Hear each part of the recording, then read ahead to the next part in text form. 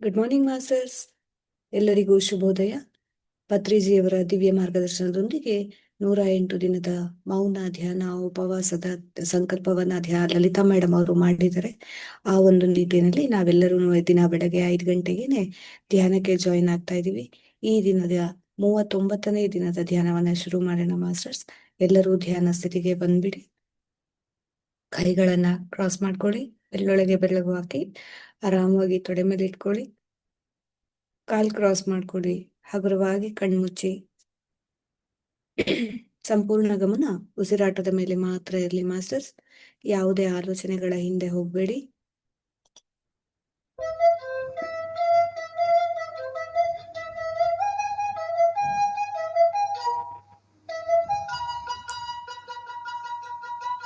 Hello masters,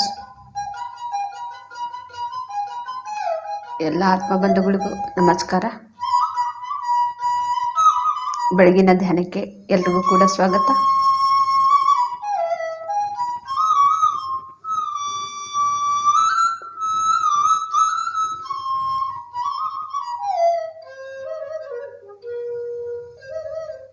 ಎಲ್ಲರೂ ಕೂಡ ಧ್ಯಾನಸ್ಥರ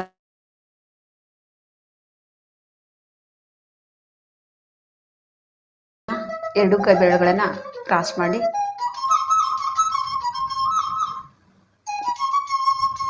ಕಾಲ್ cross ಮಾಡಿ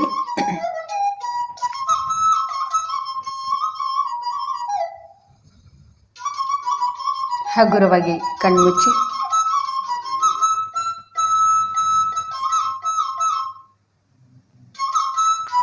ಸಹಜವಾಗಿ ನಡೀತಾ ಇರೋ ಉಸಿರಾಟವನ್ನೇ ಗಮನಿಸ್ತಾ ಇರೋಣ ಫ್ರೆಂಡ್ಸ್.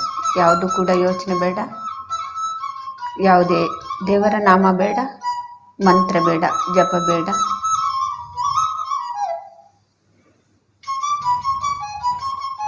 ಧ್ಯಾನವೆಂದರೆ ಮನಸ್ಸನ್ನು ಶೂನ್ಯ ಮಾಡಿಕೊಳ್ಳೋದು.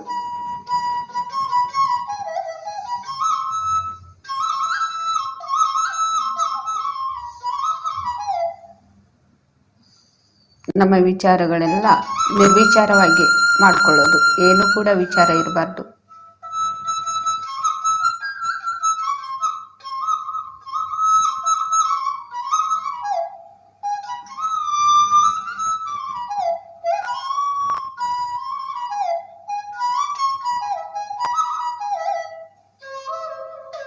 ಅಪ್ಪೋ ದೀಪೋ ಭವ.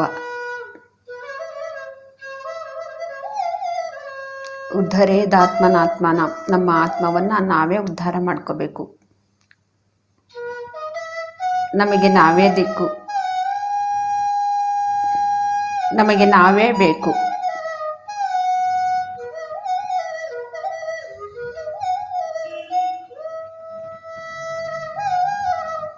ನಮಗೆ ಯಾರು ಕೂಡ ರಕ್ಷಣೆಯನ್ನ ಮಾಡೋದಿಲ್ಲ, ನಮಗೆ ನಾವೇ ರಕ್ಷಣೆಯನ್ನ ಮಾಡ್ಕೋಬೇಕು.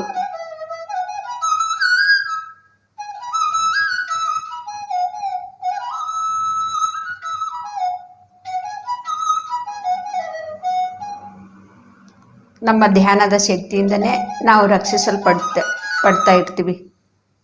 ನಮಗೆ ನಾವು ರಕ್ಷಣೆ ಮಾಡ್ಕೊಳ್ತಾ ಇರ್ತೀವಿ. ಧ್ಯಾನದ ಶಕ್ತಿಯಿಂದ ಮಾತ್ರ ಇದು ಸಾಧ್ಯ ಫ್ರೆಂಡ್ಸ್.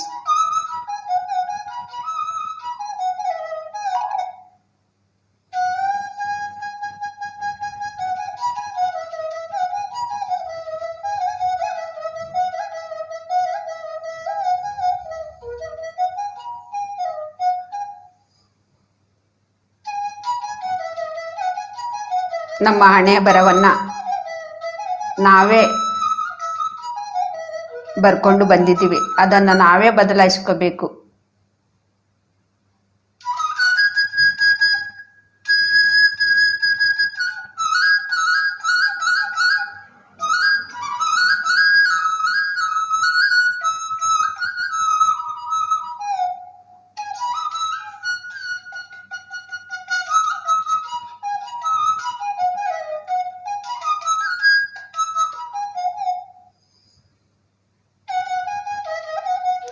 ನಮಗೆ ಬೇರೆಯವರಿಂದ ಸಹಾಯ ಸಿಗತ್ತೆ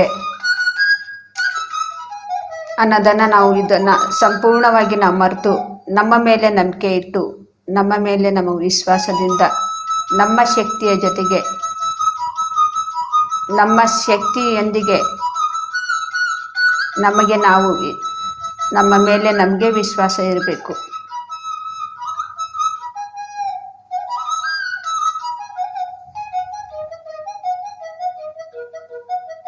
ನಾವು ಬೇರೆಯವ್ರ ಮೇಲೆ ವಿಶ್ವಾಸ ಇಡೋದಲ್ಲ, ನಮ್ಮ ಮೇಲೆ ನಮಗೆ ವಿಶ್ವಾಸ ಇರಬೇಕು.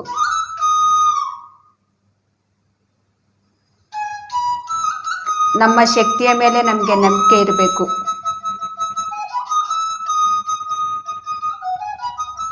ಎಂತಹ ಪರಿಸ್ಥಿತಿಯಲ್ಲಿದ್ದರೂ ಕೂಡ ನಾನು ಜಯಿಸ್ತೀನಿ ಅನ್ನೋದು ನಮ್ಮ ಮೇಲೆ ನಮಗೆ ನಂಬಿಕೆ ಇರಬೇಕು. ನನಗೆ ಕಷ್ಟ ಬಂದಾಗ ಬೇರೆಯವರು ಸಹಾಯ ಮಾಡ್ತಾರೆ ಅನ್ನೋದು ಸುಳ್ಳು.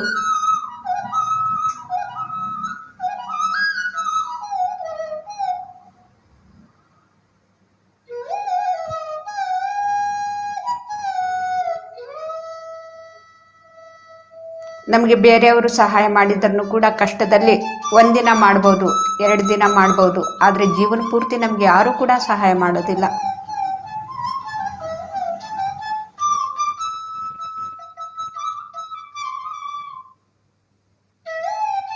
ಮತ್ತೆ ಯಾರು ಕೂಡ ನಮಗೆ ಕೆಟ್ಟದ್ದು ಕೂಡ ಮಾಡೋದಿಲ್ಲ.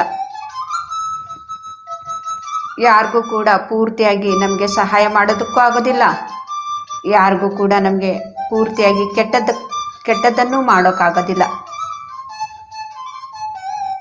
ನಮಗೆ ಕೆಟ್ಟದ್ದಾಗಿದೆ ಅಂದರೆ ನಮ್ಮ ಮುಖಾಂತರನೇ ಆಗಿದೆ, ಒಳ್ಳೆಯದಾಗಿದೆ ಅಂದರೆ ಅದು ಕೂಡ ನಮ್ಮ ಮುಖಾಂತರನೇ ನಮಗೆ ಒಳ್ಳೆಯದಾಗಿರುತ್ತೆ. ನಮ್ಮ ಜೀವನದಲ್ಲಿ ಯಾರು ಕೂಡ ಬೇರೆಯವರು ಪ್ರವೇಶ ಆಗೋದಿಲ್ಲ. ಹಾಗೆ ನಾವು ಬೇರೆಯವ್ರ ಜೀವನದಲ್ಲಿನೂ ಕೂಡ ನಾವು ಪ್ರವೇಶ ಆಗಬಾರ್ದು. ಯಾರಿಗೂ ಕೂಡ ನಾವು ಅಡ್ಡಿ ಆಗಬಾರ್ದು.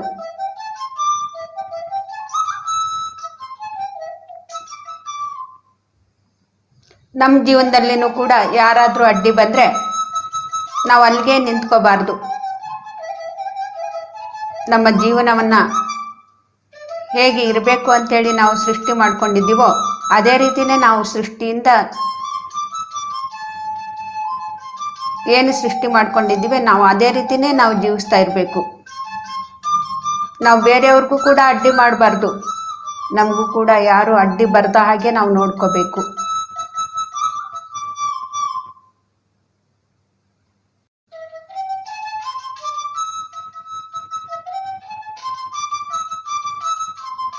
ಇದು ಎಲ್ಲವೂ ಕೂಡ ನಮ್ಮ ಉಸಿರಾಟದ ಜೊತೆಗೆ ಇದ್ದಾಗ ಎಲ್ಲವೂ ಕೂಡ ಸಹಜವಾಗಿಯೇ ಇದು ನಡೀತಾ ಇರುತ್ತೆ ಫ್ರೆಂಡ್ಸ್.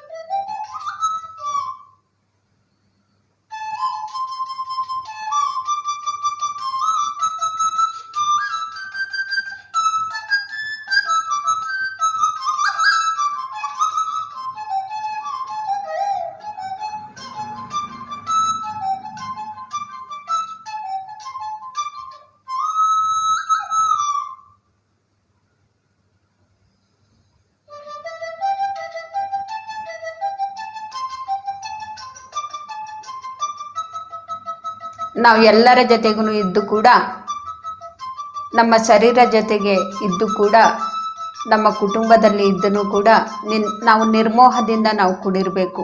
ಯಾವುದು ಕೂಡ ಅಲ್ಲಿ ನಮಗೆ ಮೋಹ ಅನ್ನೋದಿರಬಾರ್ದು. ನಾವು ಎಲ್ಲರ ಜೊತೆಗೂ ಇರಬೇಕು. ಈ ಸತ್ಯವನ್ನು ನಾವು ಜೀವಂತ ಇರುವಾಗಲೇ ನಾವು ತಿಳ್ಕೋಬೇಕು.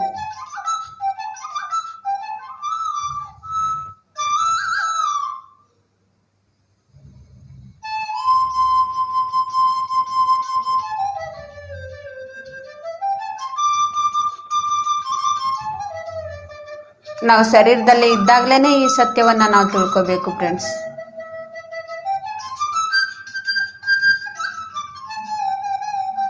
ನಾವು ಅಭ್ಯಾಸ ಮಾಡಬೇಕು, ಇದನ್ನೇ ನಾವು ಅಭ್ಯಾಸ ಮಾಡಬೇಕು.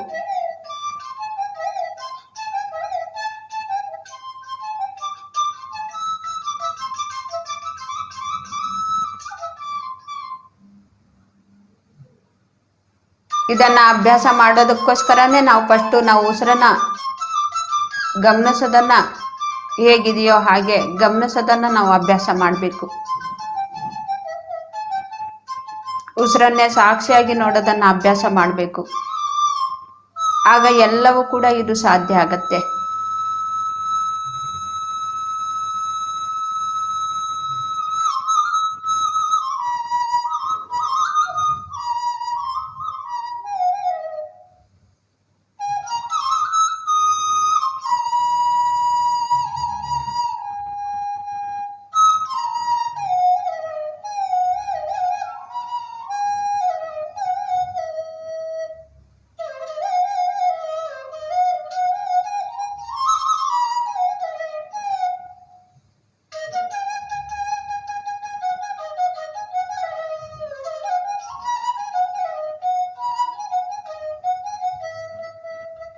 ಯಾವಾಗ ನಾವು ಸತ್ಯದ ಒಂದು ಸಂಘದಲ್ಲಿ ಇರ್ತೀವೋ ನಿಸ್ಸಂಗತದಿಂದ ನಾವು ಜೀವಿಸ್ತಾ ಇರ್ತೀವಿ.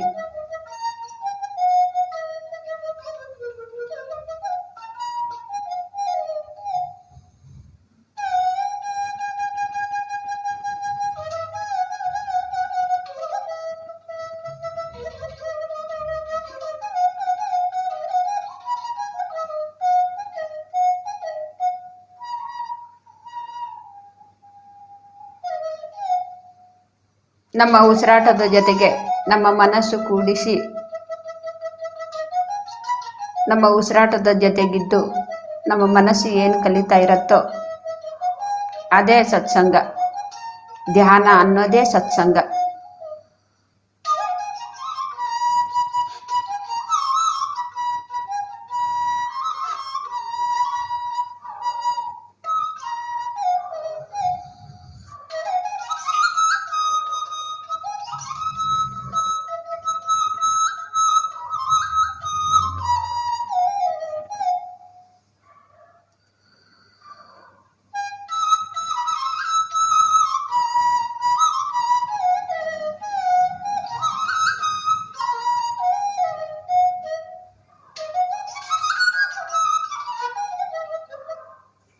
ನಿಸ್ಸಂಗ ಅಂದ್ರೆ ಯಾವುದು ಅಸತ್ಯ ಅದು, ಯಾವುದು ಅಸತ್ಯ ಅದರಿಂದ ನಾವು ದೂರ ಆಗ್ತೀವಿ. ಅದರ ಜೊತೆಗೆ ಇದ್ದು ಕೂಡ ಅದರಿಂದ ನಮಗೆ ಯಾವುದು ಕೂಡ ವ್ಯಾಮೋಹದಿಂದ ಇರೋದಿಲ್ಲ. ಶರೀರ ಇದೆ, ಅದರ ಶರೀರ ಜೊತೆಗೆ ವ್ಯಾಮೋಹ ಇಲ್ಲ. ತಂದೆ ತಾಯಿ ಅಜ್ಜಿ ತಾತ ಮಕ್ಕಳು ಎಲ್ಲರೂ ಕೂಡ ಇದ್ದಾರೆ, ಆದರೆ ಅವ್ರ ಮೇಲೆ ನಮಗೆ ವ್ಯಾಮೋಹ ಇರೋದಿಲ್ಲ. ಎಲ್ಲರ ಜೊತೆಗೂ ಇದ್ದು ಕೂಡ ಈ ಶರೀರ ಜೊತೆಗೆ ಇದ್ದನು ಕೂಡ ಅದನ್ನು ನಾವು ಬಿಟ್ಬಿಡ್ತೀವಿ. ಅಂದರೆ ಎಲ್ಲರ ಜೊತೆಗೂ ಇದ್ದನು ಕೂಡ ಯಾವುದೂ ಕೂಡ ಮೋಹದಿಂದ ನಾವು ಇರೋದಿಲ್ಲ. ಹೀಗೆ ನಾವು ಅಭ್ಯಾಸ ಮಾಡಬೇಕಂದ್ರೆ ನಾವು ಫಸ್ಟು ಸತ್ಸಂಗದಲ್ಲಿರಬೇಕು, ನಮ್ಮ ಉಸಿರು ಎಂಬ ಗುರುವಿನ ಜೊತೆಗೆ.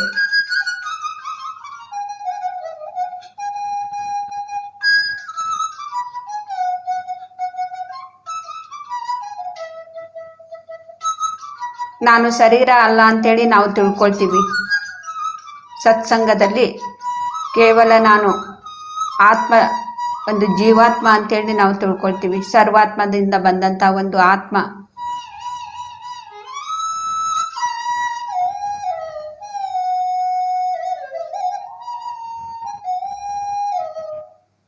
ಈ ಸತ್ಯವನ್ನ ನಾವು ಶರೀರದಲ್ಲೇ ಇದ್ಕೊಂಡೇ ನಾವು ತಿಳ್ಕೊಂಡಾಗ ನಾವು ಶರೀರದಲ್ಲೇ ಇದ್ಕೊಂಡು ಜೀವನವನ್ನ ಜೀವಂತವಾಗಿ ನಾವು ಜೀವಿಸ್ತಾ ಇರ್ತೀವಿ. ಶರೀರ ಬಿಟ್ಟ ಮೇಲೆ ಎಲ್ರಿಗೂ ಕೂಡ ಗೊತ್ತಾಗತ್ತೆ, ಅಯ್ಯೋ ನಾನು ಶರೀರ ಅಲ್ಲ ಆತ್ಮ ಅಂತೇಳಿ. ಶರೀರ ಬಿಟ್ಟ ಮೇಲೆ ಎಲ್ಲರೂ ಕೂಡ ತಿಳ್ಕೊಳ್ತಾರೆ ಫ್ರೆಂಡ್ಸ್. ಅಲ್ಲಿ ಎಲ್ರಿಗೂ ಕೂಡ ಗೊತ್ತಾಗತ್ತೆ ನಾವು ಶರೀರ ಅಲ್ಲ, ನಾವು ಆತ್ಮ ಅನ್ನೋದು. ಆದರೆ ಅಲ್ಲಿ ತಿಳ್ಕೊಳ್ಳೋದಲ್ಲ, ನಾವು ಇಲ್ಲೇ ಇದ್ಕೊಂಡು ತಿಳ್ಕೋಬೇಕು, ನಾನು ಶರೀರ ಅಲ್ಲ ಆತ್ಮ ಅಂಥೇಳಿ. ನಾನು ತಿಳ್ಕೋಬೇಕಾಗಿರೋದು ಇದು, ನನ್ನ ಬಗ್ಗೆ ನಾನು ತಿಳ್ಕೋಬೇಕು.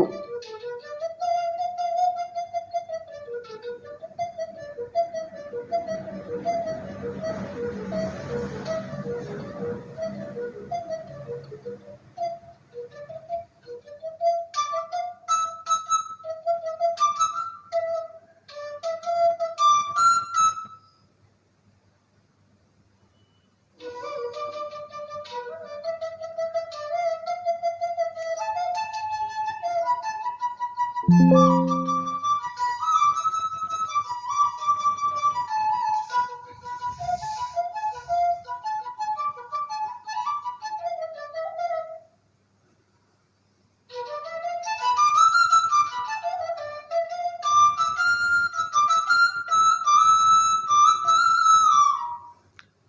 2008ರಿಂದನೂ ಕೂಡ ನಾನು ಒಂದು ಸತ್ಯದ ಸಂಘದಲ್ಲಿ ಇದ್ದು ನಾನು ತಿಳ್ಕೊಳ್ತಾನೇ ಇದ್ದೀನಿ.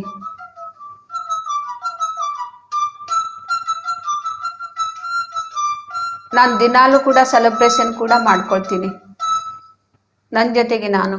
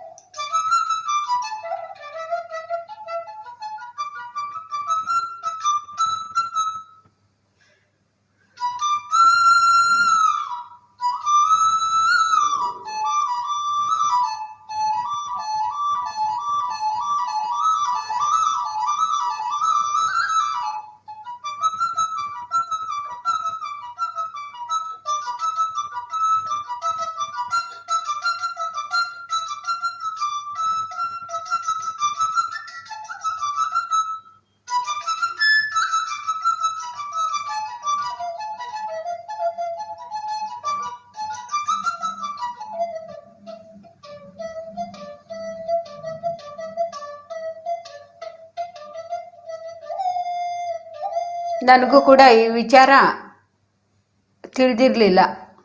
ಆದರೆ ಎಷ್ಟೋ ದಿನಗಳಾದಮೇಲೆ ನನಗೆ ಧ್ಯಾನಕ್ಕೆ ಬಂದ ಮೇಲೇನೂ ಕೂಡ ಎಷ್ಟೋ ತಿಂಗಳಾದಮೇಲೆ ನನಗೆ ಸ್ವಲ್ಪ ಸ್ವಲ್ಪವಾಗಿ ತಿಳಿತಾ ಇತ್ತು. ಮೊದಲು ನನಗೂ ಕೂಡ ಏನು ಕೂಡ ಅರ್ಥ ಆಗ್ತಾ ಇರಲಿಲ್ಲ.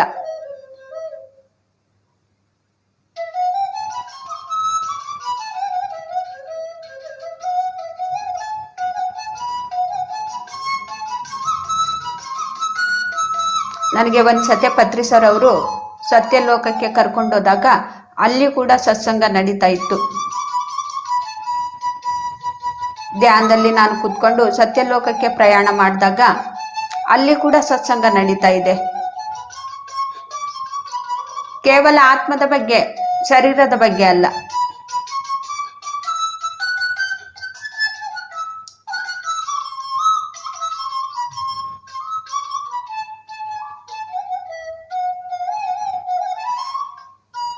ಆಗ ಪತ್ರಿ ಸರ್ ಅಲ್ಲಿ ಏನ್ ಹೇಳ್ತಾ ಇದ್ರಂದ್ರೆ, ಈ ಭೂಲೋಕದಲ್ಲಿ ಜೀವಿಸ್ತಾ ಇರೋರಿಗೆ 2 ಅವಕಾಶ ಇದೆ.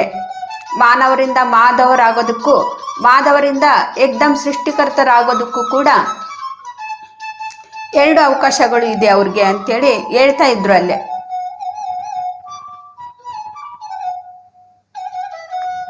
ಈ ಮಾತು ನನಗೆ ಇನ್ನೂ ಕೂಡ ನೆನಪಿನಲ್ಲಿದೆ.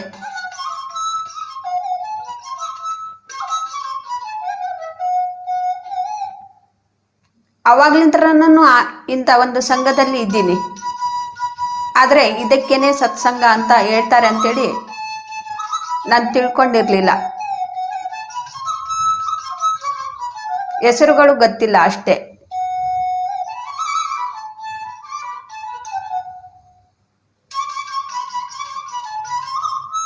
ನಾನು ತಿಳ್ಕೊಂಡ್ರೂ ಕೂಡ ತಿಳ್ಕೊಳ್ದೆ ಇದ್ರೂ ಕೂಡ ಹೆಸರು, ನಾನು ಧ್ಯಾನದ ಸಾಧನೆಯನ್ನ ಮಾಡೋದ್ರಿಂದ ಇವುಗಳೆಲ್ಲವನ್ನು ಕೂಡ ಅವರ ಒಂದು ಸಾಂಗತ್ಯದಲ್ಲಿ ನಾನು ಇದ್ದು ಕಲ್ತ್ಕೊಳ್ತಾ ಇರ್ತೀನಿ.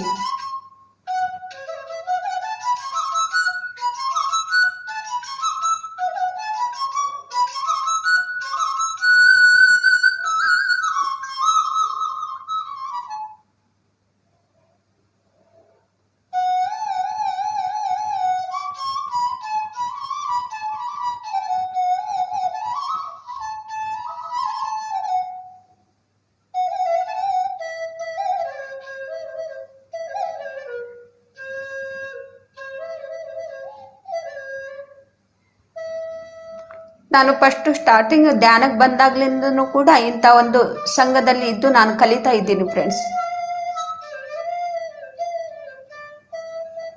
ಹಾಗಾಗಿ ನಾನು ಯಾವಾಗಲೂ ಕೂಡ ನನ್ನ ಜೊತೆಗೆ ನಾನು ಇರೋದನ್ನ ಇಷ್ಟಪಡ್ತೀನಿ. ಯಾವಾಗಲೂ ಕೂಡ ನನಗೆ ಕಣ್ಮುಚ್ಚಿ ಕುತ್ಕೋಬೇಕು ಅಂತ ಒಂದು ಸಂಘದಲ್ಲಿ ನಾನಿರಬೇಕು.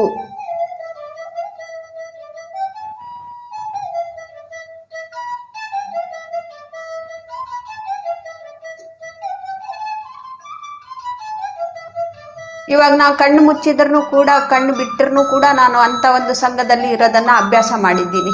ಅಭ್ಯಾಸ ಆಗಿದೆ ನನಗೆ. ಕಣ್ಣು ಮುಚ್ಚೇ ಕುತ್ಕೊಂಡು ನಾನು ಅಂತ ಒಂದು ಸಂಘದಲ್ಲಿ ಇರಬೇಕು ಅಂತ ಏನಿಲ್ಲ. ಕಣ್ಣು ಬಿಟ್ಟರೂ ಕೂಡ ನಾನು ಅಂತ ಒಂದು ಸತ್ಯದ ಒಂದು ಸಂಘದಲ್ಲಿ ಇದ್ದು ಕಲಿತಾ ಇರ್ತೀನಿ. ಅದ್ರ ಮೊದಲು ನಾನು ಗಂಟೆಗಟ್ಲೆ ದಿನಗಟ್ಲೆ ನಾನು ಕಣ್ಣು ಮುಚ್ಕೊಂಡೇ ಕುತ್ಕೊಳ್ತಾ ಇದ್ದೆ.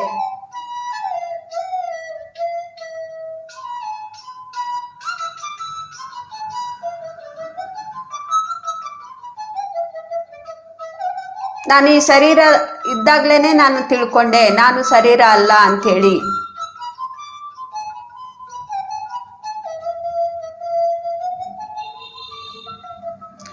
ನಾನು ಒಂದು ಶರೀರದ ಒಂದು ವ್ಯಾಮೋಹದಿಂದ ಇದ್ರೆ ನಾನು ಏನು ಕೂಡ ಕಲ್ತ್ಕೊಳ್ತಾ ಇರ್ಲಿಲ್ಲ. ಮೋಹದಿಂದ ಜೀವಿಸ್ತಾ ಇದ್ರೆ ಈ ಶರೀರನೇ ನಾನು ಅನ್ಕೊಂಡ್ರೆ ನಾನು ಏನು ಕೂಡ ಕಲಿತಾ ಇರ್ಲಿಲ್ಲ. ಈ ಶರೀರದಲ್ಲಿ ಇದ್ಕೊಂಡಾಗ್ಲೇನೆ ನಾನು ತಿಳ್ಕೊಂಡೆ ನಾನು ಶರೀರ ಅಲ್ಲ ಅಂಥೇಳಿ.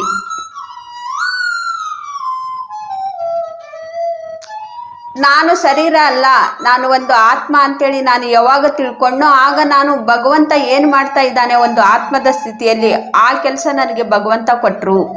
ನೀನು ಇದನ್ನ ಮಾಡಬಹುದು, ನೀನು ಮಾಡು ಅಂಥೇಳಿ.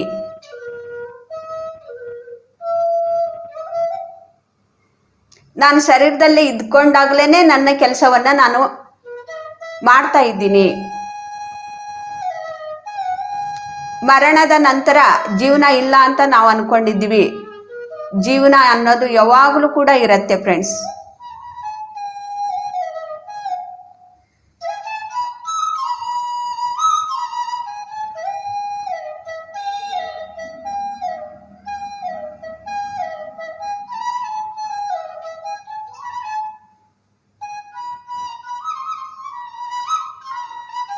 ಮತ್ತೆ ನಾನು ಈ ಶರೀರದಲ್ಲಿ ಇದ್ದೂ ಕೂಡ ನಾನು ಈ ಶರೀರದಲ್ಲಿನೂ ಕೂಡ ಎಂಜಾಯ್ ಮಾಡ್ತಾ ಇರ್ತೀನಿ. ಯಾಕೆಂದ್ರೆ ಇನ್ನೂ ಈ ಶರೀರ ಇದೆ. ಶರೀರದ ಜೊತೆಗೆ ನನ್ನ ಆತ್ಮ ಕೂಡ ಇದೆ. ನಾನು ಎರಡೂ ಕೂಡ ಎಂಜಾಯ್ ಮಾಡಬೇಕು.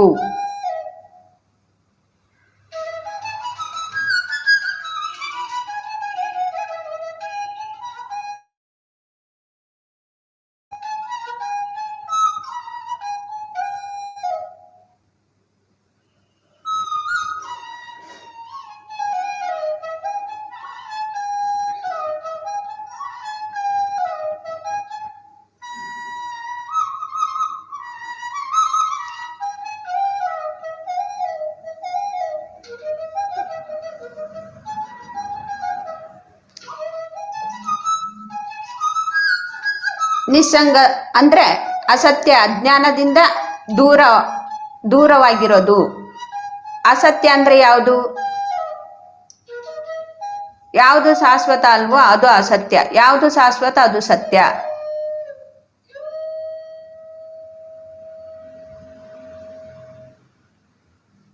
ಅಜ್ಞಾನ ಅಂದ್ರೆ ನಾವು ಏನು ಈ ಶರೀರ ಅಂತ ಅನ್ಕೊಂಡು ಅಜ್ಞಾನದಿಂದ ಜೀವಿಸ್ತಾ ಇದ್ದೀವಿ, ಅದರಿಂದ ನಾವು ದೂರ ಆಗೋದು.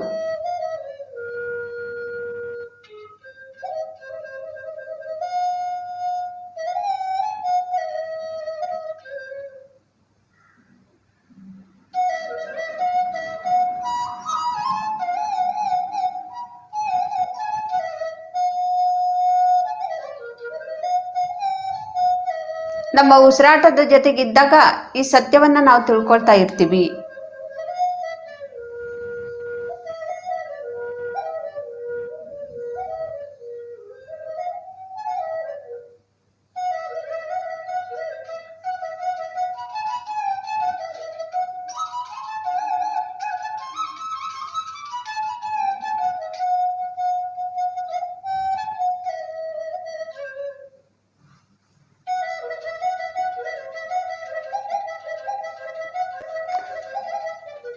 ನಾವು ಶರೀರದ ಜೊತೆಗೆ ಇದ್ರೂ ಕೂಡ ನಾವು ನಿಸ್ಸಂಗದಿಂದ ಅಭ್ಯಾಸ ಮಾಡ್ತೀವಿ.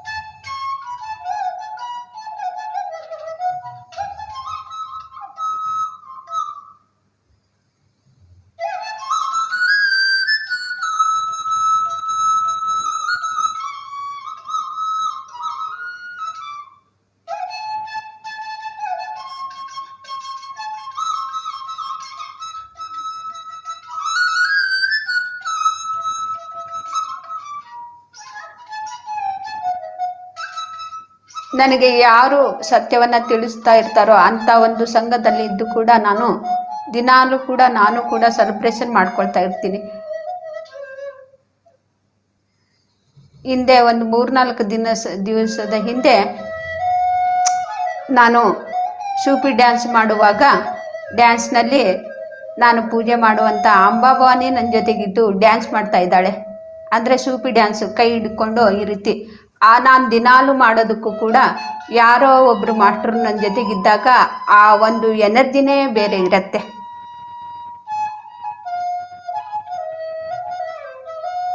ನನ್ನ ಜೊತೆಗೆ ನಾನು ದಿನಾಲೂ ಕೂಡ ಸೆಲೆಬ್ರೇಷನ್ ಮಾಡ್ಕೊಳ್ತಾ ಇರ್ತೀನಿ.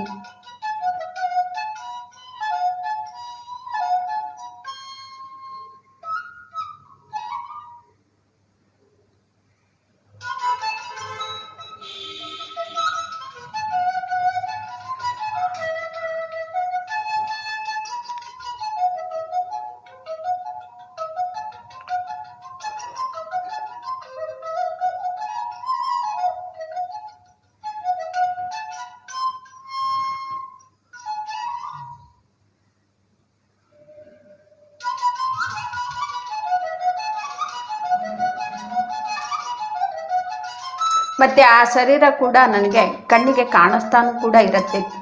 ಕೆಲವೊಂದು ಮಾಸ್ಟರ್ ಶರೀರ ನನಗೆ ಕಣ್ಣಿಗೆ ಕಾಣಿಸ್ತಾ ಇರುತ್ತೆ, ಒಂದು ಮಾಸ್ಟರ್ ಒಂದು ಅನುಭವದಿಂದ ನಾನು ತಿಳ್ಕೊಳ್ತಾ ಇರ್ತೀನಿ.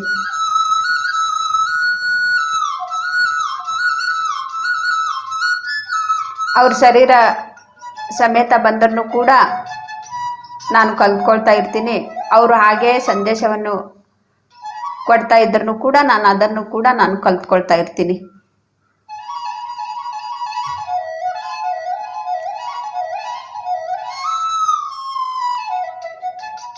ಹಾಗಾಗಿ ನನಗೆ ನನ್ನ ಜೊತೆಗಿರೋದನ್ನೇ ನಾನು ಇಷ್ಟಪಡ್ತೀನಿ.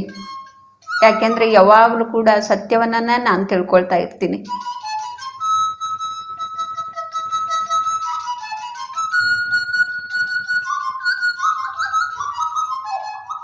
ಇಂಥ ಒಂದು ಸತ್ಯನೇ ನಮಗೆ ಯಾವಾಗಲೂ ಕೂಡ ನಮ್ಮ ಜೊತೆಗಿರುತ್ತೆ, ಕಷ್ಟದಲ್ಲಿನೂ ಕೂಡ. ಮೊಹಮ್ಮದ್ ಅವ್ರಿಗೆ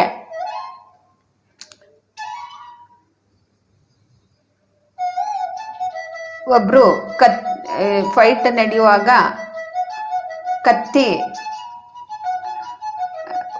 ಯುದ್ಧ ಮಾಡ್ತಾರಲ್ವ, ಆ ಕತ್ತಿಗೆ ಬಂದ್ರೂ ಕೂಡ ಇವಾಗ ನಿನ್ನ ಅಲ್ಲ ರಕ್ಷಣೆ ಕೊಡ್ತಾರೆ ಅಂತ ಅಂದಾಗ ಮೊಹಮ್ಮದ್ ಅವರು ನನ್ನ ಅಲ್ಲ ನನ್ನ ಜೊತೆಗೆ ಇದ್ದಾರೆ ಅಂತ ಹೇಳಿದಾಗ ಆ ಕತ್ತಿ ಹಿಡ್ಕೊಂಡವ್ರು ಕತ್ತಿಗೆ ಏನು ಕತ್ತಿ ಹಿಡ್ಕೊಂಡಿದ್ದಾರೆ ಅವ್ರ ಕೈ ಕಾಲೆಲ್ಲ ನಡ್ಕ ಬಂದ್ಬಿಡ್ತಂತೆ. ಯಾವ ಅಲ್ಲ ಅಂತ ಹೇಳಿದ್ದವರು ಯಾರಿಗೆ ಹೇಳಿದ್ದು ಅಲ್ಲ ಅಂಥೇಳಿ, ಯಾವ ಆಧಾರದ ಮೇಲೆ ಅವ್ರು ಹೇಳಿದ್ರು? ಅಷ್ಟೊಂದು ನಂಬಿಕೆ, ಒಂದು ವಿಶ್ವಾಸದಿಂದ. ಈ ಶರೀರದಲ್ಲಿ ಅಲ್ಲ ಅಂದರೆ ಈ ಶರೀರದಲ್ಲಿ ಯಾವಾಗಲೂ ಕೂಡ ನಮ್ಮ ಜೊತೆಗಿರುವಂಥ ಜೀವಾತ್ಮಕ್ಕೆ ಯಾವಾಗ ಈ ಜೀವ ಇದೆಯೋ ಆ ಜೀವ ನನ್ನ ಒಳಗಡೆನೇ ಇದೆ, ನನಗೆ ಬಿಟ್ಟದು ಹೋಗಿಲ್ಲ, ಯಾವಾಗಲೂ ಕೂಡ ನನ್ನ ಜೊತೆಗೆ ಇರುತ್ತೆ, ಯಾವಾಗಲೂ ಕೂಡ ನನಗೆ ರಕ್ಷಣೆ ಕೊಡ್ತಾ ಇರತ್ತೆ. ಎಂಥ ಒಂದು ಪರಿಸ್ಥಿತಿಯಲ್ಲಿನೂ ಕೂಡ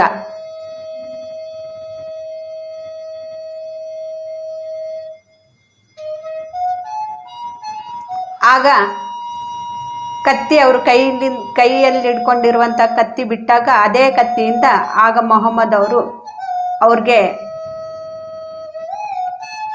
ಅವ್ರಿಗಿಟ್ಟಾಗ ಅವರು ನಿನಗೆ ಯಾರು ಇವಾಗ ಕಾಪಾಡ್ತಾರೆ ಅಂದಾಗ ಅವ್ರಿಗೆ ಆನ್ಸರೇ ಇರ್ಲಿಲ್ವಂತೆ. ಯಾಕೆಂದ್ರೆ ಸಾಧನೆ ಇಲ್ಲ, ಸತ್ಯವನ್ನ ತಿಳ್ಕೊಂಡಿಲ್ಲ. ಯಾರು ಸತ್ಯವನ್ನ ತಿಳ್ಕೊಂಡಿರ್ತಾರೆ ಅವರು ಸಾವಿಗೆ ಯಾವತ್ತೂ ಕೂಡ ಭಯ ಪಡೋದಿಲ್ಲ. ಮರಣದ ನಂತರವೂ ಕೂಡ ಜೀವನ ಇದೆ ಅಂತೇಳಿ ತಿಳ್ಕೊಳ್ತಾರೆ. ಯಾಕೆಂದ್ರೆ ನಾನು ಶರೀರ ಅಲ್ಲ,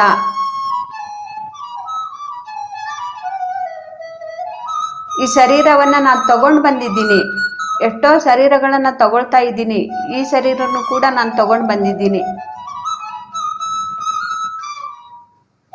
ಎಂತಹ ಪರಿಸ್ಥಿತಿಯಲ್ಲಿನೂ ಕೂಡ ನಮಗೆ ಯಾವುದನ್ನ ಸಹಾಯ ಮಾಡತ್ತೆ ಅಂದ್ರೆ ನಮ್ಮ ಒಳಗಡೆ ಇರುವಂತ ಆತ್ಮವನ್ನ ನಾವು ಯಾವಾಗ ಶಕ್ತಿಯನ್ನು ಹೆಚ್ಚಿಸ್ಕೊಳ್ತೀವೋ ಅದು ನಮಗೆ ಸಹಾಯಕ್ಕೆ ಬರುತ್ತೆ. ಬೇರೆ ನಮಗೆ ಮಕ್ಕಳು, ಗಂಡ, ಹೆಂಡತಿ, ತಂದೆ ತಾಯಿ, ಅತ್ತೆ ಮಾವ ನಮಗೆ ಸಹಾಯಕ್ಕೆ ಬರ್ತಾರೆ ಅಂದರೆ ನಮ್ಮ ಕಷ್ಟ ಕಾಲದಲ್ಲಿ ಅವರು ಸಹಾಯ ಮಾಡ್ತಾರೆ ಅನ್ನೋದು ಇದು ನಮಗೆ ಅಜ್ಞಾನ, ನಮ್ಮಲ್ಲಿರುವಂಥ ಅಜ್ಞಾನ ನಮಗೆ ಆ ರೀತಿ ಮಾಡಿಸ್ತಾ ಇರುತ್ತೆ. ಕಷ್ಟ ಕಾಲಕ್ಕೆ ನಮಗೆ ಸಹಾಯ ಮಾಡ್ತಾರೆ ಅವರು ಅಂಥೇಳಿ. ಯಾರು ಕೂಡ ನಮ್ಮ ಕಷ್ಟ ಕಾಲದಲ್ಲಿ ಯಾರು ಕೂಡ ಸಹಾಯ ಮಾಡೋದಿಲ್ಲ ಫ್ರೆಂಡ್ಸ್.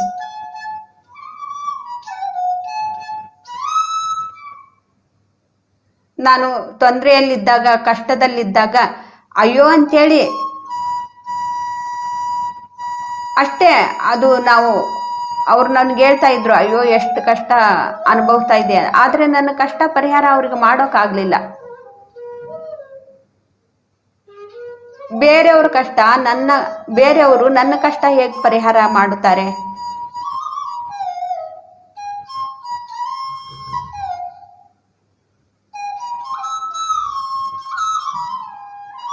ನನ್ನ ಶಕ್ತಿಯಿಂದನೇ ಅದನ್ನ ನಾನು ಪರಿಹಾರ ಮಾಡ್ಕೋಬೇಕು, ಪ್ರತಿಯೊಬ್ಬರು ಕೂಡ.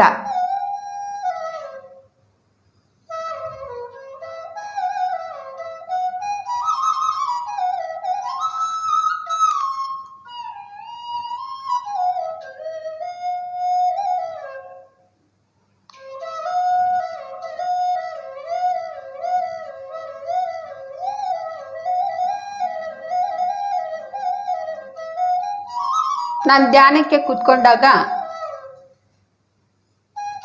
ಮೊಹಮ್ಮದ್ ಅವರ ಒಂದು ಸಂದೇಶವನ್ನ ಅವ್ರು ನನಗೆ ಕಣ್ಣಿಗೆ ಕಾಣಿಸ್ಲಿಲ್ಲ, ಆದ್ರೆ ಅವರು ನನಗೆ ಒಂದು ಸಂದೇಶವನ್ನು ಕೊಟ್ಟರು. ಹಮ್ ಸಬ್ ಏಕ್ ಹೈ, ಸಬ್ಕಾ ಮಾಲಿಕ್ ಏಕ್ ಹೈ ಅಂತೇಳಿ. ನಾವು ಆವಾಗ ಮಂಡಲ್ ಧ್ಯಾನವನ್ನ ನಾನು ಮಕ್ಕಳ ಜೊತೆಗೆ ನಾನು ಮಾಡ್ತಾ ಇದ್ದೆ. ಅದು ರಂಜಾನ್ ಟೈಮ್ನಲ್ಲಿ ಬಂದು ಬೆಳಿಗ್ಗೆ 4 ಗಂಟೆಗೆ ನಾವು ಕೂತ್ಕೊಳ್ತಾ ಇದ್ವಿ.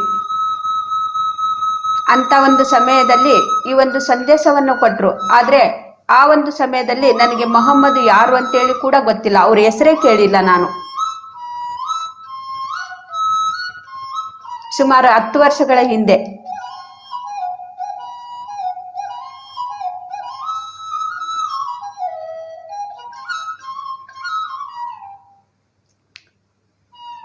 ನನಗೆ ಅವರು ಒಂದು ಸಂದೇಶ ಬಂದು, ಇದು ಒಳ್ಳೆ ಒಂದು ಕೆಲಸ ಮಾಡ್ತಾ ಇದ್ದೀರಾ ನೀವು ಅಂತೇಳಿ ಒಂದು ಸಂದೇಶವನ್ನ ಕೊಟ್ಟಾಗ ನಾನು ಅಷ್ಟಕ್ಕೆ ಸುಮ್ಮನೆ ಬಿಡಲಿಲ್ಲ. ಈ ಮೊಹಮ್ಮದ್ ಅನ್ನೋರು ಯಾರು? ನನಗೆ ಇಂಥ ಒಂದು ಒಳ್ಳೆ ಸಂದೇಶವನ್ನು ಕೊಟ್ಟಿದ್ದಾರೆ, ಯಾರು ಅಂತೇಳಿ ನಾನು ಹುಡುಕ್ತಾ ಇದ್ದೆ. ಆದರೆ ಅವ್ರು ನನಗೆ ಕಣ್ಣಿಗೆ ಕಾಣಿಸ್ಲಿಲ್ಲ. ಆದರೆ ಅವರು ಒಂದು ಪರಿಚಯವನ್ನ ಹೆಸರಿನಿಂದ ಪರಿಚಯ ಮಾಡಿಸ್ಕೊಂಡು ಹೆಸರನ್ನ ಅವರು ಹೇಳಿದ್ರು, ಮೊಹಮ್ಮದ್ ಅಂತೇಳಿ.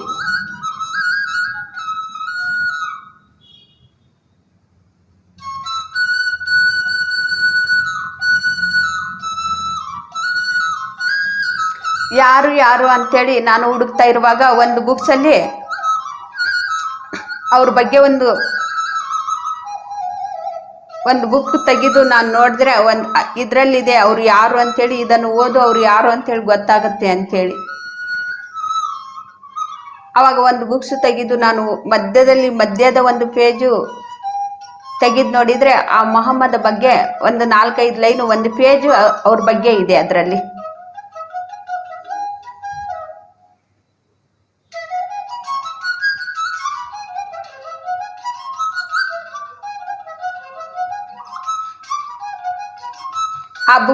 ಆ ಒಂದು ಪೇಜ್ ತೆಗೆದು ಓದಿದಾಗ ಮೊಹಮ್ಮದರ ಬಗ್ಗೆ ಅದರಲ್ಲಿತ್ತು.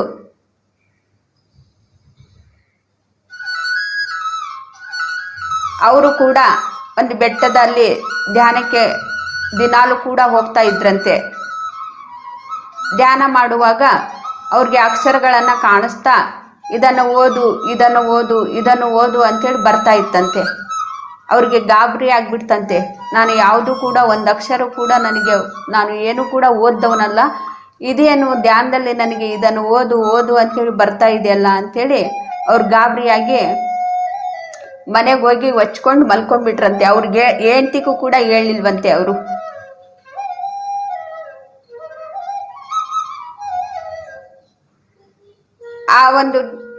ಭಯಕ್ಕೆ ಆ ಒಂದು ಧ್ಯಾನದಲ್ಲಿ ಏನು ಬರ್ತಾ ಇದೆಯೋ ನನಗೇನೋ ಒಂದು ಆಗ್ತಾ ಇದೆ ಅಂಥೇಳಿ ಅವ್ರಿಗೆ ಜ್ವರ ಬಂದ್ಬಿಡ್ತಂತೆ.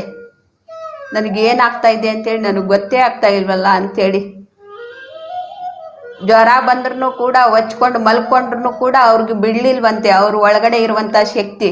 ಎದ್ದೇಳು ಎದ್ದೇಳು ಹೋಗು ಅಲ್ಲಿ ಧ್ಯಾನ ಕೂತ್ಕೊ ಅಂತ ಹೇಳಿ.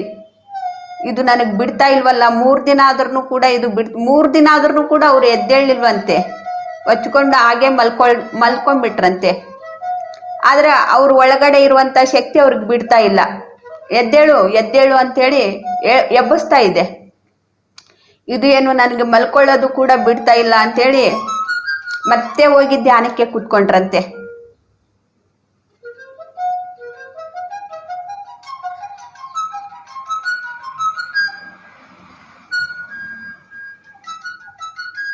ಆಗ ಆ ಧ್ಯಾನದಲ್ಲಿ ಮೇಲಿಂದ ಮತ್ತೆ ಅದೇ ರೀತಿನೇ ಕಾಣಿಸ್ತಂತೆ ಅಕ್ಷರಗಳು ಬರೋದು. ಮತ್ತೆ ಮತ್ತೆ ಅವ್ರಿಗೆ ಗಾಬರಿ ಆಗ್ಬಿಟ್ಟಿದ್ದಾರೆ, ಏನ್ ನಡೀತಾ ಇದೆ ಇಲ್ಲಿ ಅಂತೇಳಿ, ನನಗ್ ಬಿಡ್ತಾ ಇಲ್ಲ ಇದು. ಹಾಗೇ ಕಣ್ಣು ಮುಚ್ಕೊಂಡು ಸ್ವಲ್ಪ ಹೊತ್ತು ಹಂಗೆ ನೋಡಿದ್ರಂತೆ, ಏನು ಕೂಡ ಅರ್ಥ ಆಗ್ಲಿಲ್ಲ.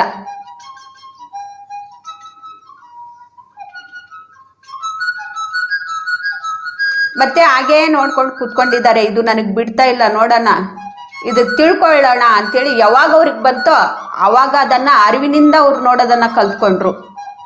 ನೋಡೋಣ ಇದು ನನಗ್ ಬಿಡ್ತಾ ಇಲ್ಲ, ನೋಡೋಣ ಏನಿದೆಯೋನೋ, ನನಗೆ ಒಂದು ಅಕ್ಷರ ಕೂಡ ಬರೋದಿಲ್ಲ, ಆದ್ರೆ ಇದು ಓದು ಓದು ಅಂತ ಹೇಳಿ ಬರ್ತಾ ಇದೆ, ನೋಡೋಣ ತಿಳ್ಕೊಳ್ಳೋಣ ಅಂತೇಳಿ ಅವ್ರಿಗೆ ಯಾವಾಗ ಬಂತು ಅವಾಗ ಅವರು ನಿಶ್ಚಿಂತೆಯಾಗಿ ನಿರ್ಮಲ ಸ್ಥಿತಿಯಿಂದ ಅದನ್ನ ತಿಳ್ಕೊಳ್ಳೋದಕ್ಕೋಸ್ಕರನೇ ಅವ್ರು ಧ್ಯಾನಕ್ಕೆ ಕೂತ್ಕೊಂಡ್ರು. ಆಗ ಒಂದೊಂದೇ ಅಕ್ಷರವನ್ನ ಗಮನವಿಟ್ಟು ಅರಿವಿನಿಂದ ನೋಡೋದನ್ನ ನೋಡ್ತಾ ಇದ್ರು. ಅವರು ಅರಿವಿನಿಂದ ನೋಡ್ತಾ ಇದ್ರು.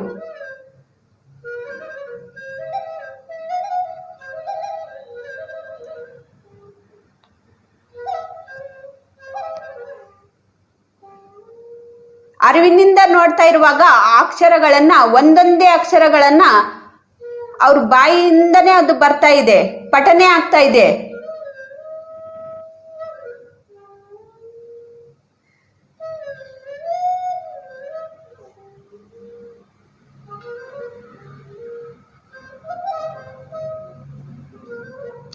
ಅಂತಹ ಅಕ್ಷರಗಳನ್ನ ಓದಿರೋದೇ ಈ ಕುರಾನ, ಓದಿ ಬರ್ದಿರೋದೇ ಈ ಕುರಾನ.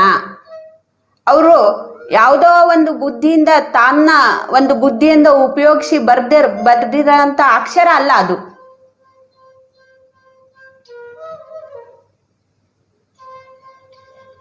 ಅಲ್ಲಿ ಅವರು ಶರೀರ ಮನಸ್ಸು ಬುದ್ಧಿಯನ್ನ ಉಪಯೋಗಿಸಿ ಆ ಒಂದು ಕುರಾನ ಬರ್ದಿರೋದಲ್ಲ.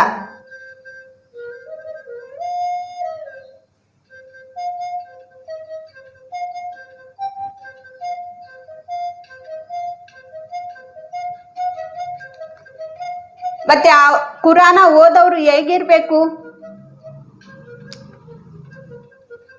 ಆತ್ಮದ ಸ್ಥಿತಿಯಲ್ಲೇನೆ ಇದ್ದು ಅದನ್ನ ಓದೋದ್ರಿಂದ ಅವ್ರಿಗೆ ಅರ್ಥ ಆಗತ್ತೆ.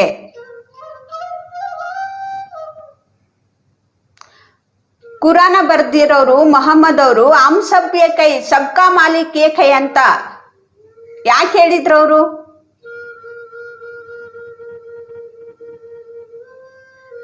ಅವರು ಎಲ್ಲರನ್ನೂ ಕೂಡ ಏಕತ್ವದಿಂದ ಕಾಣ್ತಾ ಇದ್ದಾರೆ, ಸಕಲ ಜೀವರಾಶಿಗಳಲ್ಲಿನೂ ಕೂಡ. ಮತ್ತೆ ರಂಜಾನ್ ಅಂತೇಳಿ ಅಲ್ಲಿ ಅವಾಗ ಏನ್ ಮಾಡ್ತಾರೆ, ಕುರಿಗಳನ್ನ ಮೂಕ ಪ್ರಾಣಿಗಳನ್ನ ಕೊಂದು ಅದನ್ನ ಬೇಯಿಸಿ ತಿಂತಾ ಇರ್ತಾರೆ. ಮೊಹಮ್ಮದ್ ಹೇಳಿದ್ದು ಅದು ಅಲ್ಲ. ಯಾಕೆ ಅದನ್ನ ಮಾಡ್ತಾ ಇದ್ದಾರೆ? ಕುರಿ ಮೇಕೆಗಳನ್ನ ಯಾಕೆ ಕೊಯ್ತಾ ಇದ್ದಾರೆ ಅಂದ್ರೆ ಆತ್ಮದ ಸ್ಥಿತಿಯಲ್ಲಿ ಇದ್ದು ಅದನ್ನು ಕುರಾನ ಓದ್ತಾ ಇಲ್ಲ.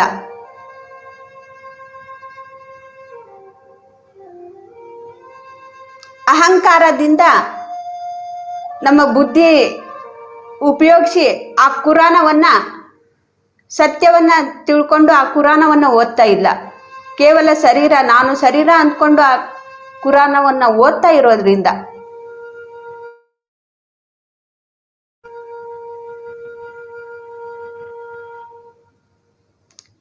ಯಾರು ಆತ್ಮಸ್ಥಿತಿಯಿಂದ ಆ ಕುರಾನನ್ನ ಶ್ರದ್ಧೆಯಿಂದ ಭಕ್ತಿಯಿಂದ ಧ್ಯಾನ ಮಾಡಿ ಆ ಕುರಾನನ್ನ ಒಂದು ಲೈನ್ ಓದಿದ್ರೆ ಸಾಕು, ಆ ಒಂದು ಹಿಂಸೆಯನ್ನ ಮಾಡೋದಿಲ್ಲ ಅವರು.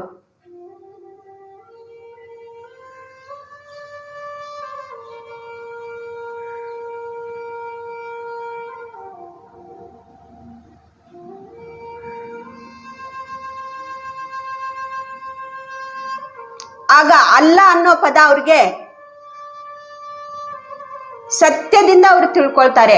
ಅಲ್ಲ ಅನ್ನೋದಕ್ಕೆ ಯಾವುದಕ್ಕೆ ಹೇಳ್ತಾರೆ?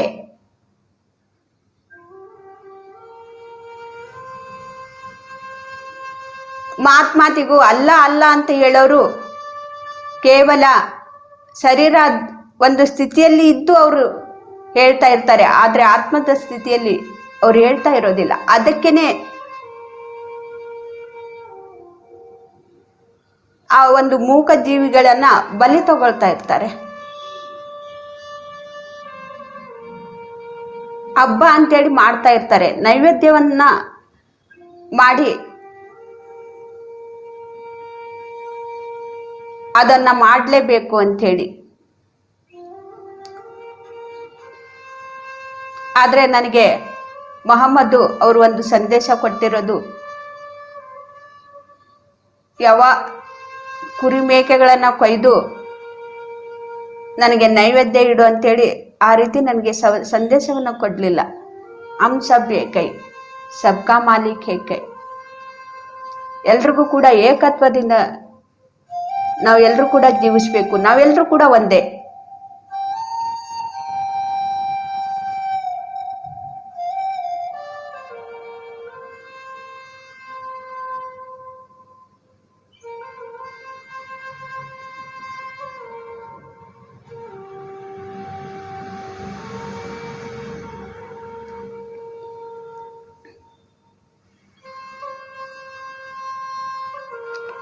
ಅಂತ ಒಂದು ಅಕ್ಷರಗಳನ್ನ ಬಂದಂತಹ ಅಕ್ಷರಗಳನ್ನ ಅವರು ಓದಿ ಆ ಕುರಾನವನ್ನ ಅವರು ಬರ್ದಿರೋದು, ಅದು ರೆಡಿ ಆಗಿರೋದು. ಅದರಲ್ಲಿ ಇರೋದು ಒಂದು, ನಾವು ಮಾಡ್ತಾ ಇರೋದು ಇನ್ನೊಂದು.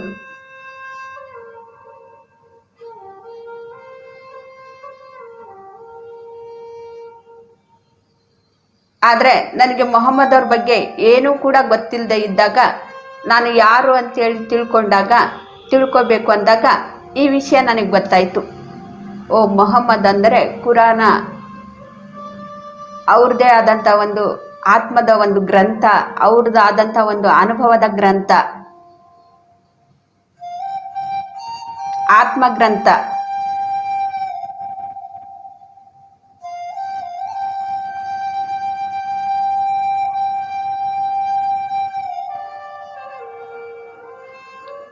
ಇದುವರೆಗೂ ಕೂಡ ನಾನು ಆ ಬುಕ್ಸು ನೋಡಿಲ್ಲ, ಓದಿಲ್ಲೂ ಕೂಡ. ಆದ್ರೆ ಅವ್ರ ಬಗ್ಗೆ ನಾನು ತಿಳ್ಕೊಳ್ತಾ ಇದ್ದೀನಿ. ಅವ್ರ ಬಗ್ಗೆ ನಾನು ಹೇಗೆ ತಿಳ್ಕೊಳ್ತಾ ಇದ್ದೀನಿ ಅಂದ್ರೆ, ಅವರ ಒಂದು ಸಂಘದಲ್ಲಿ ಇದ್ದೆ.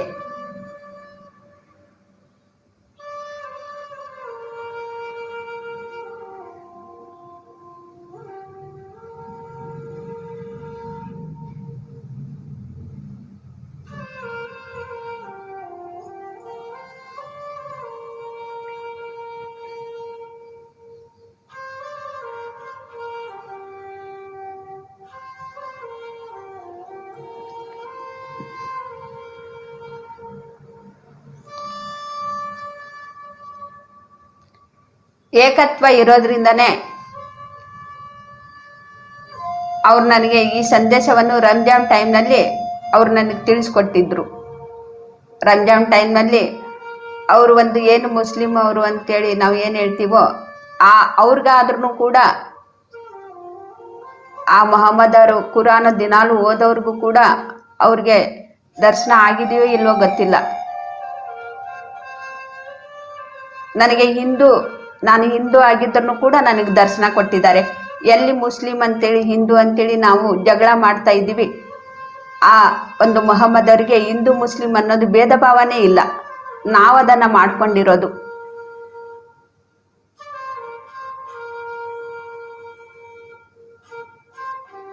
ಬೆಳಿಗ್ಗೆ 4 ಗಂಟೆ 4:15ಗೆನೆ ಅವ್ರು ನಮಗೆ ದರ್ಶನ ಕೊಟ್ರು. ಮತ್ತೆ ಒಂದು ವಿಶೇಷವಾದಂಥ ಒಂದು ಸಂದೇಶವನ್ನು ಕೂಡ, ಅದ್ಭುತವಾದಂತಹ ಸಂದೇಶವನ್ನ ನಮಗೆ ಅವರು ಅವತ್ತಿನ ದಿನ ಕೊಟ್ರು.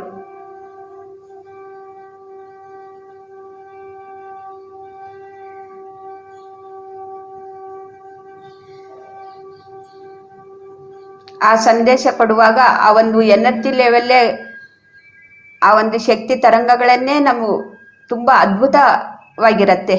ಪ್ರತಿಯೊಬ್ಬರ ಮಾಸ್ಟ್ರು ಕೂಡ, ಕೇವಲ ಮಹಮ್ಮದ್ ಅಷ್ಟೇ ಅಲ್ಲ, ಎಷ್ಟೋ ಆತ್ಮಜ್ಞಾನಿಗಳನ್ನ ನಮಗೆ ಸಂದೇಶವನ್ನ ಕೊಡೋಕೆ ನಮ್ಮ ಜೊತೆಗೆ ಬಂದಾಗ ಆ ಶಕ್ತಿ ತರಂಗಗಳನ್ನೇ ಒಂದು ಬೇರೆ ರೀತಿಯಲ್ಲಿ ನಮ್ಮ ಜೊತೆಗೆ ಅನುಭವ ಮುಖಾಂತರ ನಾವು ತಿಳ್ಕೊಳ್ತಾ ಇರ್ತೀವಿ.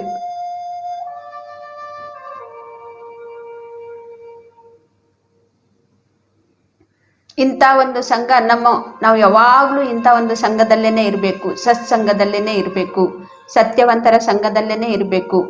ಮಾನವರಿಂದ ಮಾಧವರಾಗಿದ್ದಾರೆ, ಏನಾಗಿದ್ದಾರೆ, ಹೇಗಾಗಿದ್ದಾರೆ ಅಂಥವರೊಂದು ಸಂಘದಲ್ಲಿ ಇದ್ದಾಗಲೇನೆ ನಾವು ಕೂಡ ಮಾನವರಿಂದ ಮಾಧವರಾಗೋದಕ್ಕೆ ಸಾಧ್ಯ ಆಗತ್ತೆ ಫ್ರೆಂಡ್ಸ್. ನಾವು ಮಾನವರಿಂದ ಮಾಧವರಾಗಬೇಕಂದ್ರೆ ಮಾಧವರ ಸಾಂಗತ್ಯದಲ್ಲಿ ಇರಬೇಕು.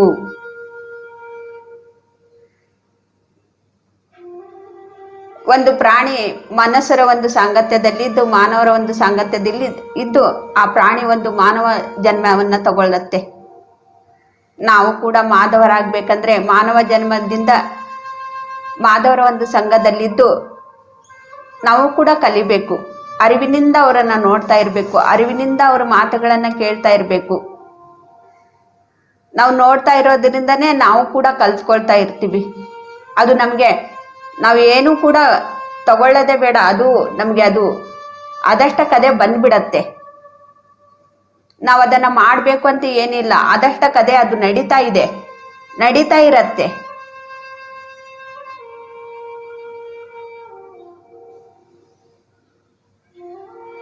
ನಾ ತಿಳ್ಕೊಳ್ಳೋವರೆಗೂ ಕೂಡ ಅದು ಬಿಡೋದಿಲ್ಲ.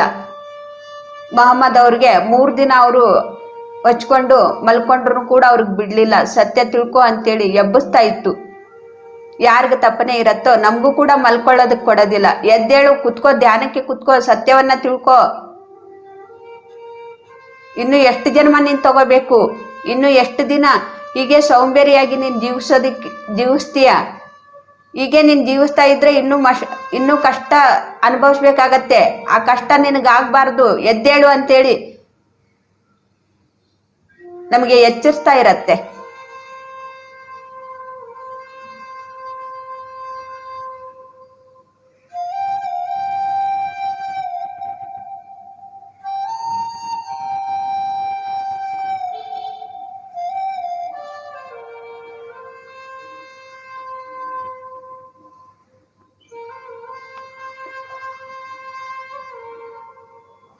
ಸಹಜವಾಗಿ ನಡೀತಾ ಇರೋ ಉಸಿರಾಟವನ್ನೇ ಗಮನಿಸ್ತಾ ಇರೋಣ ಫ್ರೆಂಡ್ಸ್.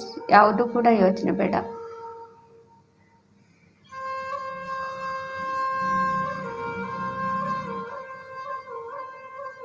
ಇಂಥ ಒಂದು ಅದ್ಭುತವಾದಂತಹ ಶಕ್ತಿ ಧ್ಯಾನದಲ್ಲಿ ಇದೆ ಅಂದಮೇಲೆ ನಾವು ಒಂದು ಕ್ಷಣ ಕೂಡ ನಾವು ವ್ಯರ್ಥ ಮಾಡಬಾರ್ದು ಸಮಯವನ್ನ. ಈ ಅದ್ಭುತವಾದಂತಹ ಶಕ್ತಿ ನಾವು ಪಡ್ಕೊಳ್ತಾನೆ ಇರಬೇಕು. ಧ್ಯಾನದ ಶಕ್ತಿಯನ್ನ ನಾವು ಪಡ್ಕೊಳ್ತಾನೆ ಇರಬೇಕು. ಆ ಧ್ಯಾನದ ಶಕ್ತಿನೇ ನಮ್ಗೆ ಸಹಾಯ ಸಹಕಾರಕ್ಕೆ ಬರುತ್ತೆ. ಯಾರು ಕೂಡ ನಮ್ಗೆ ಸಹಾಯ ಸಹಕಾರಕ್ಕೆ ಬರೋದಿಲ್ಲ.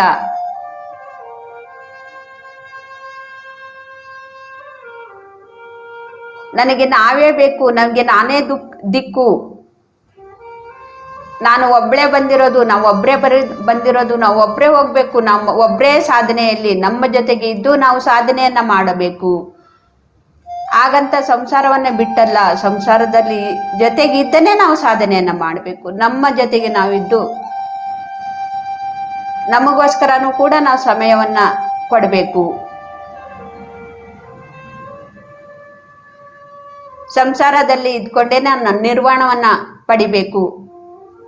ಮಹಾನಿರ್ವಾಣ, ಮಹಾಪರಿನಿರ್ವಾಣ.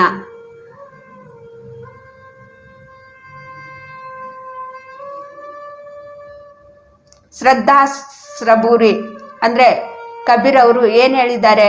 ಶ್ರದ್ಧೆನೂ ಇರಬೇಕು, ಸಬೂರಿನೂ ಇರಬೇಕು. ಸಹನೆನೂ ಕೂಡ ನಮಗಿರಬೇಕು.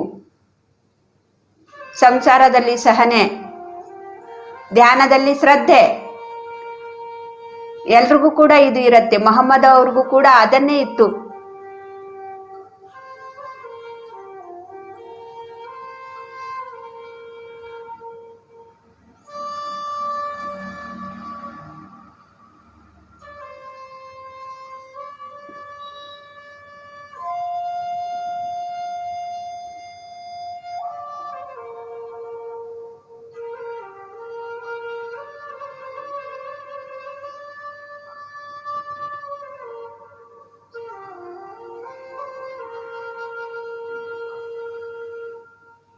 ಯಾರು ಶೂನ್ಯದಿಂದ ಇರ್ತಾರೋ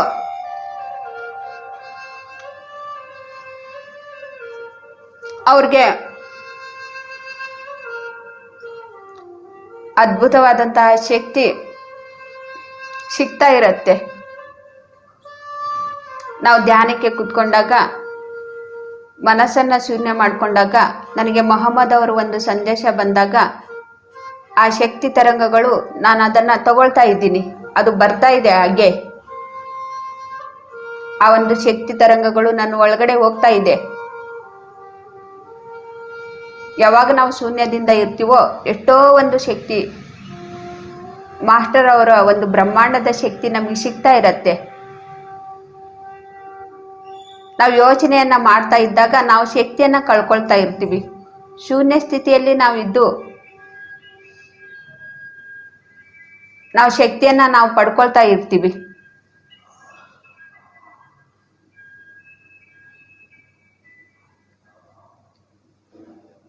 ಹೀಗೆ ನಾವು ಅಭ್ಯಾಸ ಪ್ರತಿದಿನ ಮಾಡಬೇಕು. ದಿನಾಲೂ ಕೂಡ ಮಾಡಬೇಕು. ದಿನೇ ದಿನೇ ನಾವು ಮಾಡ್ತಾನೆ ಇರಬೇಕು. ಪ್ರತಿದಿನ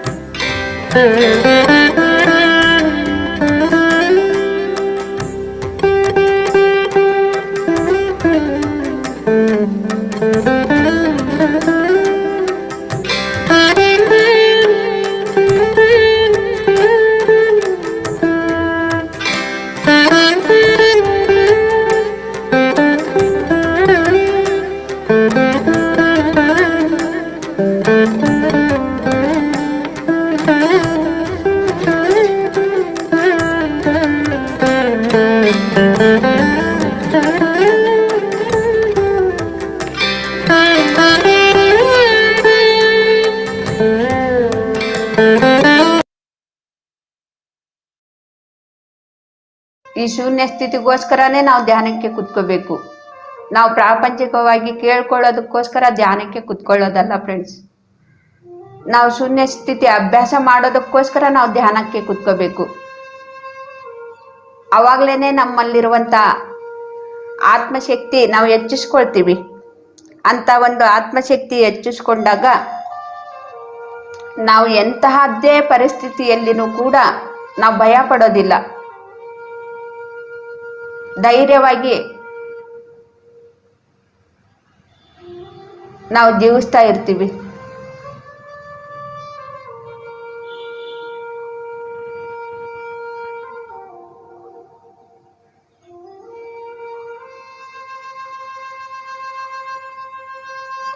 ನಾವು ಸಣ್ಣ ಸಣ್ಣ ವಿಷಯಕ್ಕೇನೆ ಎಷ್ಟೋ ಭಯ ಪಡ್ಕೊಳ್ತಾ ಇರ್ತೀವಿ. ನಾನು ಕೂಡ ಹಾಗೇನೆ ಇದ್ದೆ. ಇವಾಗ ನಾನು ಯಾವುದಕ್ಕೂ ಕೂಡ ಭಯ, ಸಣ್ಣ ಸಣ್ಣ ವಿಷಯಗಳಿಗೆಲ್ಲ ಪೂಜೆ ಪುನಸ್ಕಾರ ಬಿಟ್ರೆ ಏನಾಗತ್ತೋ ಅನ್ನೋದು ಆ ಭಯ ನನಗಿಲ್ಲ. ಇವಾಗಲೂ ಕೂಡ ಭಯ ಹುಡ್ಸೋರು ಇರ್ತಾರೆ, ಭಯ ಪಡಿಸೋರು ಇವಾಗಲೂ ಕೂಡ ಇದ್ದಾರೆ. ಆದರೆ ಅವ್ರ ಮಾತಿಗೆ ನಾನು ಯಾವತ್ತೂ ಕೂಡ ಭಯ ಪಡೋದಿಲ್ಲ. ಯಾಕೆಂದ್ರೆ ಅದರಿಂದ ಏನು ಕೂಡ ಆಗೋದಿಲ್ಲ. ಅದು ನಾವು ಮಾಡ್ಕೊಂಡಿದ್ದೀವಿ. ನಮಗೆ ಯಾವಾಗ ಆಗತ್ತೆ ಅಂದ್ರೆ ನಾವು ಅಸತ್ಯದಿಂದ ಜೀವಿಸ್ತಾ ಇರುವಾಗ, ಅಧರ್ಮದಿಂದ ಜೀವಿಸ್ತಾ ಇರುವಾಗ, ಹಿಂಸೆಯನ್ನ ಮಾಡ್ತಾ ಇರುವಾಗ ನಮ್ಗೆ ಆಗ್ತಾ ಇರತ್ತೆ, ಕಷ್ಟಗಳು ಬರ್ತಾ ಇರತ್ತೆ. ಪೂಜೆ ಮಾಡೋದನ್ನ ಬಿಟ್ರೆ ನಮಗೆ ಕಷ್ಟ ಬರೋದಿಲ್ಲ.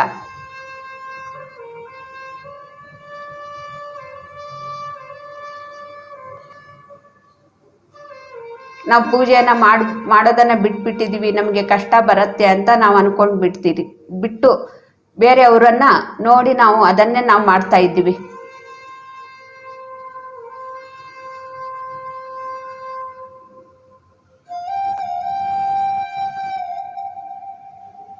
ನಾವು ಯಾವ ಭಗವಂತನ ಜೊತೆಗೆ ಒಂದು ಫೋಟೋಗೆ, ಒಂದು ವಿಗ್ರಹಕ್ಕೆ ನಾನು ಏನು ಪೂಜೆಯನ್ನ ಮಾಡ್ತಾ ಇದ್ನೋ, ಅವರು ಒಂದು ಸಂಘದಲ್ಲಿ ಇದ್ಕೊಂಡು ನಾನು ಸತ್ಯವನ್ನ ತಿಳ್ಕೊಂಡಾಗ್ಲೇನೆ ನನಗೆ ಆ ಭಯ ಹೊರಟೋಯ್ತು. ಪೂಜೆ ಮಾಡೋದ್ರಿಂದ ನನಗೆ ಇಂಥ ಒಂದು ಸಂಘ ಸಿಕ್ಕಿಲ್ಲ, ನಾನು ಧ್ಯಾನ ಮಾಡೋದ್ರಿಂದ ಇಂಥ ಒಂದು ಸಂಘ ಸಿಕ್ಕಿದೆ. ಭಗವಂತನ ಸಂಘ ನನಗೆ ಯಾವಾಗ ಸಿಕ್ತು? ಧ್ಯಾನ ಮಾಡೋದ್ರಿಂದ, ಮನಸ್ಸನ್ನು ಶೂನ್ಯ ಮಾಡ್ಕೊಳ್ಳೋದ್ರಿಂದ. ಪೂಜೆ ಮಾಡೋದಾಗ ನನಗೆ ಅವರು ಒಂದು ಸಂಘದಲ್ಲಿ ನಾನು ಇರಲಿಲ್ಲ.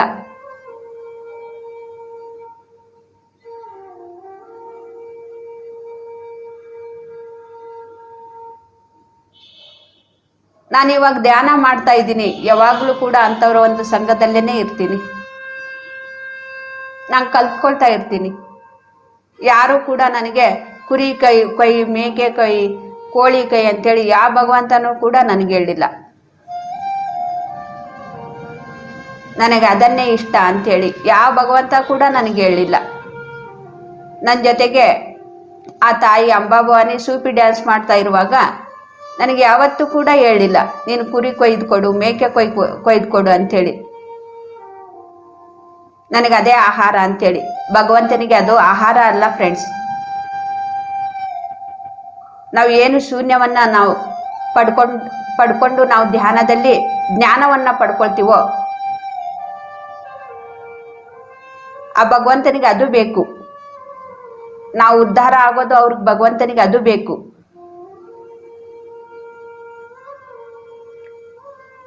ನಮ್ಮನ್ನ ನಾವು ಮರ್ದಿಸ್ಕೊಂಡು ಕಾಮ, ಕ್ರೋಧ, ಲೋಭ, ಮೋಹ, ಮದಮಸ್ತರಗಳಿಂದ, ಅಜ್ಞಾನದಿಂದ ನಾವು ಏನು ಜೀವಿಸ್ತಾ ಇದ್ದೀವಿ ಅದನ್ನ ನಾವು ಮರ್ದಿಸ್ಬೇಕು.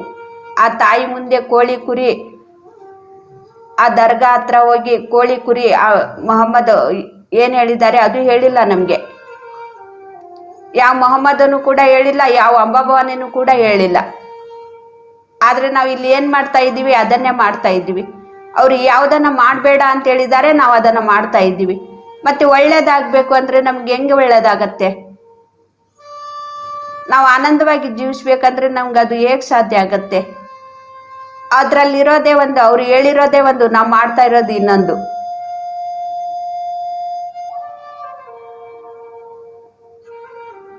ಮತ್ತೆ ಕಷ್ಟ ಪರಿಹಾರ ಮಾಡು ಅಂತೇಳಿ ಆ ವಿಗ್ರಹದ ಮುಂದೆ, ಆ ಮಸೂದಿಗೆ ಹೋಗಿ ಆ ದರ್ಗಾ ಮುಂದೆ ನಾವು ಬೇಡ್ಕೊಂಡ್ರೆ ನಮ್ಗೆ ಕಷ್ಟ ಪರಿಹಾರ ಆಗತ್ತೇನು?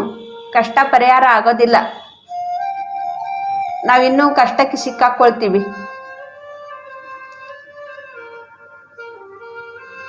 ಮಹಮ್ಮದರು ಏನ್ ಮಾಡಿದ್ದಾರೆ ಅದನ್ನ ನಾವು ಮಾಡಬೇಕು. ಆಗ ನಾವು ಕಷ್ಟ ಪರಿಹಾರ ಆಗತ್ತೆ ನಮ್ಗೆ. ಆಗ ನಾವು ಕೂಡ ಆತ್ಮಜ್ಞಾನವನ್ನ ತಿಳ್ಕೊಳ್ತೀವಿ.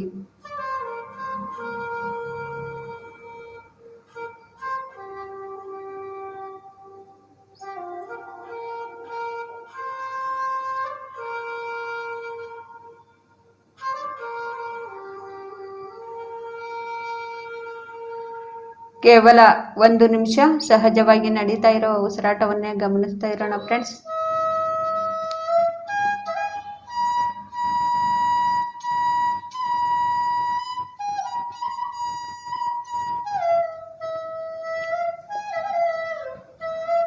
ನಾವು ಧ್ಯಾನದಿಂದ ಸಹಜ ಸ್ಥಿತಿಗೆ ಬರೋಣ.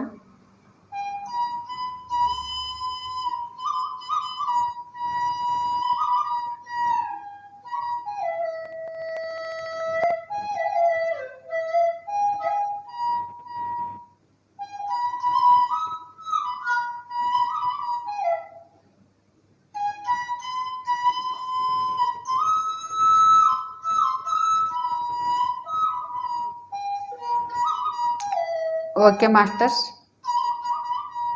ನಿಮ್ಮ 2 ಕೈಗಳನ್ನು ಬಿಡಿಸ್ಕೊಂಡು ಕಣ್ಣಿನ ಮೇಲೆ ಇಟ್ಕೊಳ್ಳೋಣ. 5 ಸೆಕೆಂಡ್ಸ್. 5 4 3 2 1 0. ನಿಮ್ಮ ಕೈಗಳನ್ನೇ ನೋಡ್ತಾ ಕಣ್ಣು ಬಿಡಿ. ಈ ಧ್ಯಾನವನ್ನು ತಿಳಿಸ್ಕೊಟ್ಟಂತಹ ಗುರುಜಿ ಬ್ರಹ್ಮಶ್ರೀ ಪಿತಾಮಹ ಪತ್ರಿಜಿ ಅವ್ರಿಗೆ ನಾವು ಧನ್ಯವಾದಗಳನ್ನು ತಿಳಿಸೋಣ.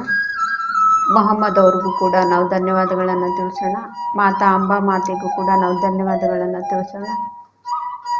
ಎಲ್ಲ ಮಾಸ್ಟರ್ಸ್ಗೂ ಕೂಡ ನಾವು ಧನ್ಯವಾದಗಳನ್ನು ತಿಳಿಸೋಣ ಫ್ರೆಂಡ್ಸ್. ಚಪ್ಪಾಳೆ ಮುಖಾಂತರ ಇಲ್ಲಿ ಬಂದಂತಹ ಎಲ್ಲ ಆತ್ಮಬಂಧುಗಳಿಗೂ ಕೂಡ ನಾನು ಧನ್ಯವಾದಗಳನ್ನು ತಿಳಿಸ್ತಾ ಇವತ್ತಿನ ಕ್ಲಾಸ್ ಮುಗಿಸ್ತಾ ಇದ್ದೀನಿ. Thank you masters, thank you. Thank you masters. ಎಲ್ಲರೂ ಈ ದಿನ ಜಾಯಿನ್ ಆಗಿದ್ದೀರಾ? ಹಾಗೆ ದಿನಾನು ಜಾಯಿನ್ ಆಗಿ. ತುಂಬಾ ಚೆನ್ನಾಗಿತ್ತು ಮ್ಯಾಮ್, ಅದ್ಭುತವಾಗಿತ್ತು. ಮೊಹಮ್ಮದ್ ಪೈಗಂಬರ್ ಅವ್ರ ಬಗ್ಗೆ ಸಂದೇಶ ತುಂಬಾ ಚೆನ್ನಾಗಿತ್ತು. Thank you ma'am.